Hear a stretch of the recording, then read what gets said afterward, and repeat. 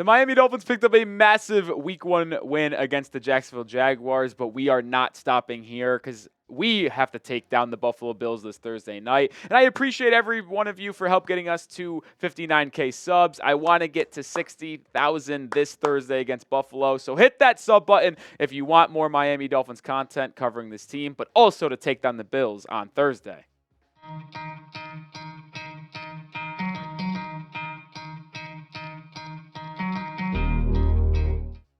I am Nick Roloff. This is Dolphins Today by Chat Sports. And on today's show, we're going to go through the news and rumors after the win on Sunday against Jacksonville because there's some injury stuff we have to talk about. But we also have to show some love to Tua, the offensive line, and just kind of really put a bow and ribbon on the Week 1 win. We'll start with the injury news. And the only one that really is present for Miami is an injury to David Long Jr. We already know that OBJ and others like Bradley Chubb are going to be out due to them being on the PUP list for the first 4 games. But David Long Jr. played in every single snap on Sunday, but also had an injury to his hand and was asked about it today and how he was feeling. And he says, all it was a little bit of soreness. No big deal there. And he's cool. He's straight, which is great news because David Long Jr. is, 1, the voice of this Dolphins defense, 2, the captain. And it's important that he's on the field for every snap once again against the Buffalo Bills because when you have a player like Josh Allen at quarterback who's got that big frame, he's 6'5", heavy, but good with the ball in his hands and likes to run the football in the red zone and to scramble on third downs. You need your linebackers to be playing physical, and you need them to be able to come up and lay a hit on the quarterback scrambling out. And too many times in the past between these matchups of Miami and Buffalo that the linebackers for the Dolphins just were not ready to make a play on Josh Allen when he scrambles outside of the pocket. I expect David Long Jr. and Jordan Brooks to do the opposite, to lay the boom, not let Josh Allen get away with any tomfoolery. But I will say this with David Long Jr. He was terrific in that Week 1 game on Sunday against Jacksonville. He was the highest graded linebacker, and not even just a linebacker, highest graded player defensively for the Dolphins with an overall grade of 76.6 according to PFF. But they also graded him as the highest run defender. 82.9 was his grade. So the Dolphins, even though they got gashed at times in the first half by Tank Bigsby and Travis Etienne, they actually performed really well against the run, specifically in that second half, and you could thank the linebackers and interior defensive line for that. David Long Jr. was terrific. Jordan Brooks in his Dolphins debut was great. And I know a lot of people are going to make of Andrew Van Ginkel making good plays for Minnesota in their game against New York. People are going to make a deal about Jerome Baker, but I truly do believe the linebacking tandem that Miami has of David Long Jr. and Jordan Brooks is among one of the best in the entire NFL. And not only did David Long Jr. play every single snap for the Dolphins in Week 1, by the way, so did Jordan Brooks. That one surprised me because I thought Anthony Walker Jr.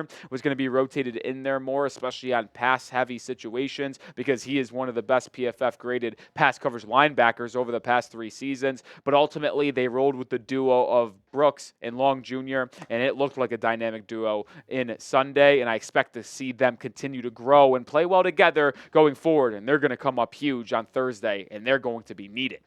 All right, make sure you are supporting the defensive captain. He'll be ready to go on Thursday. At least it sounds like he will. Spam those sticks, spam those number 11s to support the defensive captain of the Miami Dolphins.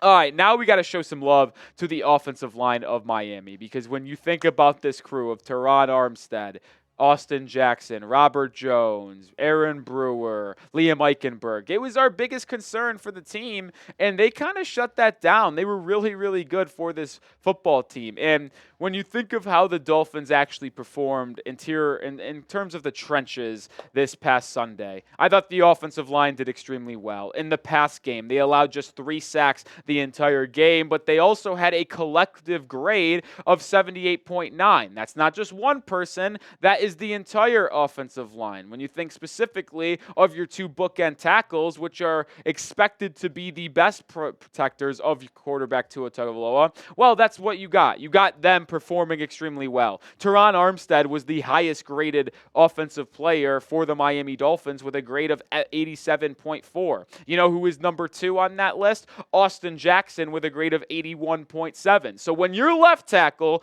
and your right tackle were your two best offensive players in terms of grades from PFF, that is going to tell you a lot of good things and that you are doing things correctly. But we also got to show love to Liam Eichenberg, who posted an 80.1 overall grade and a 67.6 pass blocking grade. And now I'm looking at some of these other ones. Aaron Brewer at a 70.2 grade. He was really good in his Miami Dolphins debut. The worst offensive lineman was Robert Jones, who started at left guard, had a pair of penalties, and had a grade overall of 54.6. Wasn't ideal, but it could be worse. And if that is your worst offensive lineman because Liam, Aaron, and the two tackles played well, that's going to be fine by me. All right, before we move on here and continue with our show, make sure you do check out Game Time, the #1 ticketing app that there is. And if you want the best deals and lowest price guaranteed, well, Game Time is the app for you. And they just rolled out a new feature called Game Time Picks that makes getting tickets to see your favorite teams play live even easier. Game Time Picks filters out the fluff to show you only incredible deals on great seats, so you don't have to waste time searching through thousands of tickets. And another really cool part of Game Time is the all-in pricing feature. When you toggle that, it shows the total number and price of your ticket up front, which means you're not going to be surprised by fees at checkout, because trust me, when I have on other apps prior to Game Time and I thought a ticket was $60, I go to pay and it's $100, that stinks. It's the worst feeling ever, and it's why I use Game Time to get all of my tickets. And when I went to LSU, USC, and Vegas last weekend, that's what I use to get my tickets. You can bet on that. So take the guesswork out of buying tickets with Game Time. Download the app today, create an account, and use code CHATSPORTS for $20 off your first purchase. Terms apply, but again, create an account and redeem code CHATSPORTS, CHATSPORTS, for $20 off. Download the app. You see the little box there, white G, black box. Download it today. What time is it? Game time.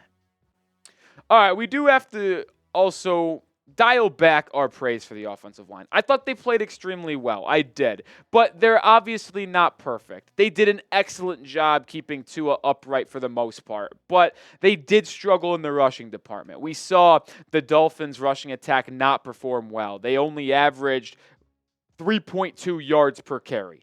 That is not good.